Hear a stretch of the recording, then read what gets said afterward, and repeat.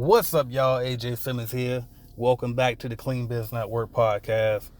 Uh, if the sound in the background is a little loud, I apologize. I'm sitting here in my car, and so I gotta have this AC on so I don't burn up. But other than that, we about to jump into some great information today, and I want to talk about hiring. Okay, how to get quality people to work and do the cleaning for you. And so I know, like, as you start to grow your cleaning company, your first struggle is always getting customers. How do I get customers? How to get customers? But as you start to get some traction in that department, your next struggle is always usually, okay, now how do we get these quality workers that's going to actually show up, that's not going to keep quitting on me, that's not going to keep skipping corners and all of that, right? That's usually your next struggle. So I kind of wanted to touch on that a bit. So let's go ahead and jump right into it. So the very first thing that you need to consider when it comes to hiring, and if you having bad luck with hiring people, is you need to look at the source that you're pulling people from. So, for example, if you look at all of the people that you've hired in the past, and if they didn't work out, where did you get them from? Were these just random people, like, cousins that you just put in the building? Was it somebody that you just randomly met yesterday and say, oh, you clean? Can you meet me at a building tomorrow? You know what I mean? Like, where are you getting these people from? Are they all coming from Craigslist? Are they all coming from Indeed? Are they all coming from Facebook? Like, where are you getting your people from? Are they all being referred to you by just people within your sphere of influence? Where are you getting them from? Because if you see a pattern that every single time I get people from Craigslist, they don't work out for me. Or every time I get people from Indeed, they don't work out. Or every time I get somebody that I just met that said that they got cleaning experience and I put them in there, it don't work out for them. So pay attention to that first before you do anything. Because where you're pulling them from could be the issue within itself. All right? So that's the very first thing. The next thing is this. Training. Interview process, training process. Are you interviewing enough candidates before you even pick somebody? Are you doing interviews at all? Like, some of us, you would just pick the very first person that comes along and say, oh, I clean. I know how to clean.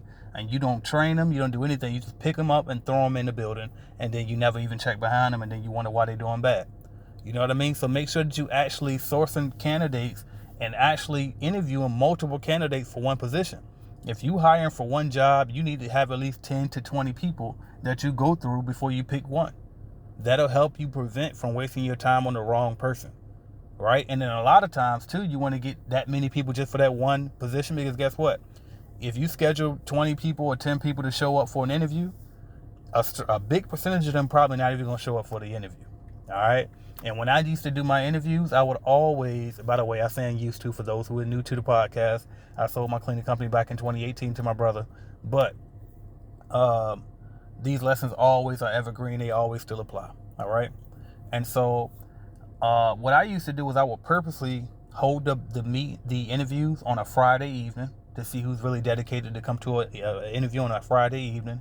And I would try to hold the interview at the building that I was hiring for, so they can kind of get a feel of where they would be if this is something that they really want to do. All right. And before you even do a physical interview, in-person interview, you want to do a phone interview first. And on that phone interview is mostly about educating them about the job and what they can expect, because you don't want to waste their time and you don't want them wasting your time. So kind of give them a rundown, like, how often do you pay, making sure that's okay with them, what type of cleaning they're going to be doing. Like, is it a warehouse where they going to have defecation all over the place? Is it real nasty? Or is it a nice, clean office building that is not really labor intensive? But make sure you disclose those things ahead of time on that phone interview so they can understand what they in for, right? And then also so you can kind of feel them out, right? So keep those things in mind. If you're paying 1099 contractors, this needs to be disclosed ahead of time. If you're going to pay them as a W-2 employee, make sure we go over that ahead of time, all right? Another thing, once you actually interview a bunch of different candidates, then let's go to the part that I was about to skip to and go to training. Make sure you got a real training program. And the training program probably should last at least a week. The way I've always did mine was, they'll have that first day, it'll be orientation. And then on that first day, it's just kind of shadowing. We going to go over, you're going to fill out your onboarding paperwork and all of that. Then we're going to get to cleaning. And as you're cleaning, as we cleaning, you're going to follow me and walk around the building with me and kind of watch me clean. They probably doing 10% worth of the work. They might hold a trash bag or something, or push the cart while they following you around and seeing how you do everything. Then day 2, And typically it starts on a Monday, right? We put them in a Monday through Friday building. If it's a building that y'all don't go through Monday through Friday, you just do it 5 times. All right. So that first day, they shadowing you. Second day, they'll go half and half. Let them go clean half of the building. You clean the other half of the building. Then when y'all done, y'all go back and y'all do a walkthrough and see what they missed. Third day, y'all flip flop. Now they clean the half that they didn't clean the day before, and y'all switch sides, right? And then you do the same thing. Fourth day, you shadowing them now. They clean the whole building themselves, go through the whole process, and you just kind of shadowing them and doing about 10% of maybe other work. You just doing detailed stuff, checking behind them. You kind of sitting in your car, coming back in, checking behind them, right? Then that fifth day, that's when you let them go free on that Friday. Let them go and do the whole building on their own. And then you make sure you just go back and do an inspection behind them before the weekend ends. Because typically, if you got a Monday through Friday building, you got access. You can get in the building anytime over the weekend. So make them go on Friday, and you just make sure you go do your inspection either Saturday morning or sometime on Saturday or Sunday or even that Friday night. All right? And that's how I typically would do my training process. But you got to have a full training, robust process. Make sure that if y'all do color-coded cloths to prevent cross-contamination, educate these people on these things. Make sure that if y'all, if you tie every single trash bag every time you change them out, y'all liners, and y'all don't have that little sheepdog look, which you shouldn't, make sure that they're educated on that stuff. Make sure they know when to change a trash bag out versus when to just dump it. If it's gum at the bottom, if there's, Coke at the bottom of the trash can, it's soil for any, of any reason, change it out. You know what I mean? But you got to go over these basic things with these people so they can know how to specifically clean. People think they know how to clean, and they really not that good. And so you got to make sure you put them through that in training, all right? And then also you might be saying, okay, AJ, well, I do subcontractors, so how in the world am I going to train them? Because that's illegal to train subcontractors. Well, there is a way around that, and I teach that in my Cleaning Business Automation program. And so I'll give you the general gist of it, but obviously you should get the Cleaning Business Automation program if you really want to fix this and really implement this. But you can get that by going to cleanbizuniversity.com, all right, and clicking on the Clean Business Automation program to join it. But what you can do for 1099 contractors to get around that no training rule is you want to create a subcontractor certification program. So you have to put these people through a program where they have to be certified and qualified through your company in order to subcontract for you. Then within that certification program, you can put that training mechanism to show them what you require. Right? So it's not necessarily training, it's just a certification program. And that's kind of a way that you get around that, okay? And so I go a lot deeper into that inside the actual course, so make sure you get that. But there is a way to make sure that these subcontractors are quality. And there's also a way that you can make sure that you generate even more revenue when you hire them a specific way. All right? So again, if you want more information on that, go to cleanbizuniversity.com. All right? So now we got that. So now we talked about 1, looking at the source where you're getting them from. 2, make sure you interview multiple different people, not just the first person that comes along. And then 3, make sure that the training is actually up to par. Like, you got to look in the mirror. Like, you as the leader of the company, you have to have these things in place. And another thing too is, don't just hire your homeboy or your homegirl, you know what I mean, or your friends or your family.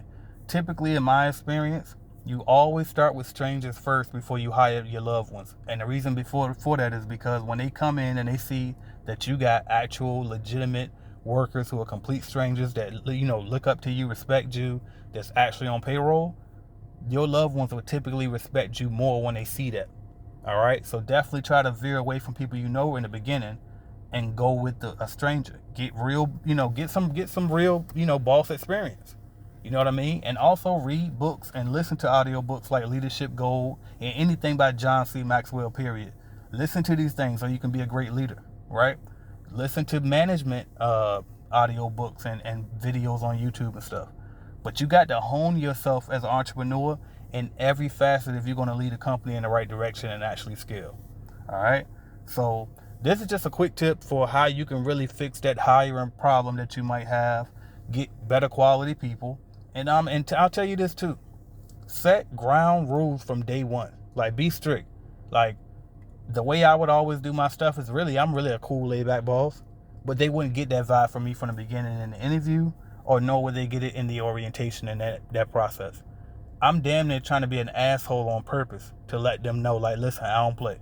And so I make it very clear that, hey, no call, no show. I don't care what your excuse is. You are fired. I don't give a damn what it is. All right? I don't care what it is. If there's no call, no show, you are fired. The end. As simple as that. And I always explain to them, even if you do call out and you let me know ahead of time you don't come in, you still pushing it. And I'm going to explain why. It's because when you're smaller as a company, guess what? If they don't go in and do the cleaning, who has to do it? You do. And so I've always told my contractors that, listen, if I got to go in and you don't go in, guess what? I'm already thinking about who I'm going to replace you with, because if I got to go in, then what am I paying you for? You defeating the purpose. Like, the purpose that I want you here for, so I don't have to do it. So if I got to do it, then we got an issue. So, and also as a contractor, guess what? They're entrepreneurs. So it's their responsibility to get the job done regardless. So even if that specific person can't make it, they need to have something set up within their small business that way they can cover things regardless. All right? And then even if they can't cover it, at least they need to do is communicate, just like you have to communicate with your customers. Guess what? And with your customers, you give them a credit on the invoice. If absolutely all fails and y'all just can't get it done, you give a customer credit on the invoice, right? So guess what? If they don't make it, then their pay gets docked. They got to give you credit on the invoice, because if they're subcontractors, then guess what? You're their customers. All right? So they got to make sure that you please and you happy, and they do something to remedy that if they can't show up. All right? So, and if you come across people who are flaky, they always, oh, I'm going to be a little late today, or oh, I can't make it tonight, or whatever. Let them go. I'm telling you, don't when people show you who they are, believe them. Don't take too long. Don't keep giving people chance after chance. Don't overthink it. Let it go. It's just business. All right? Don't get your feelings involved in business. Just handle it and do what you got to do to keep growing your business. All right?